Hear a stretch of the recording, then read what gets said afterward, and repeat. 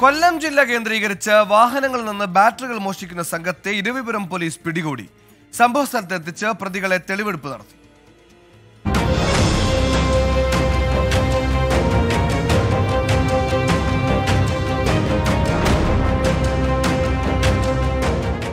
ഇക്കഴിഞ്ഞ വ്യാഴാഴ്ച കൊല്ലം മയ്യനാട് വെള്ളമണ സ്കൂളിന് മുൻവശം പാർക്ക് ചെയ്തിരുന്ന കൊല്ലം പബ്ലിക് സ്കൂളിലെ 5 വാഹനങ്ങളിൽ നിന്നും ബാറ്ററി മോഷണം പോയിരുന്നു.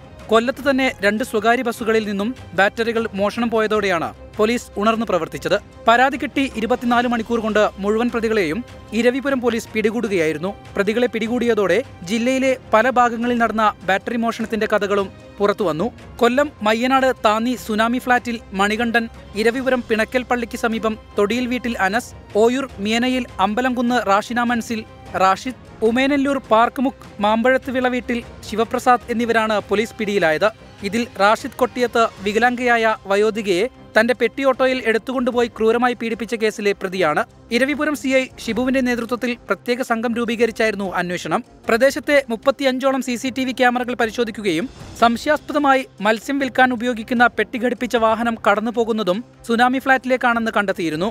തുടർന്ന് നടത്തിയ അന്വേഷണത്തിൽ ഫ്ളാറ്റിൽ നിന്നും മീൻപെട്ടി കണ്ടെത്തുകയും അതിനുള്ളിൽ ബാറ്ററിയിൽ ഒഴിക്കുന്ന ദ്രാവകത്തിന്റെ അംശം കാണുകയും ബാറ്ററിയിൽ ഘടിപ്പിക്കുന്ന വാഷർ കണ്ടെത്തുകയും ചെയ്തു. സമീപത്തു തന്നെ വാഹനവും കണ്ടെത്തി.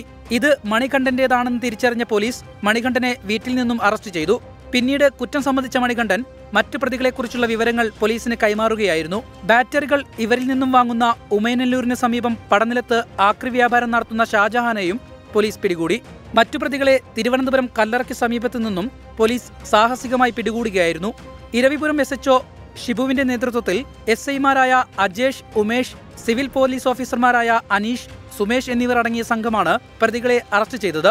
പ്രതികളെ സംഭവസ്ഥലത്തെത്തിച്ച് തെളിവെടുപ്പ് നടത്തിയ ശേഷം കോടതിയിൽ ഹാജരാക്കി റിമാൻഡ് ചെയ്തു. 24 കൊല്ലം. ലോകത്തെവിടെയായാലും ഏത് സമയത്തും 24 വാർത്തകളും ഓഗ്മെന്റഡ് റിയാലിറ്റി പാക്കേജുകളും എക്സ്പ്ലെയിനറുകളും വിശദമായി കാണാൻ ഞങ്ങളുടെ YouTube ചാനൽ നിങ്ങൾക്ക് സബ്സ്ക്രൈബ് ചെയ്യാം.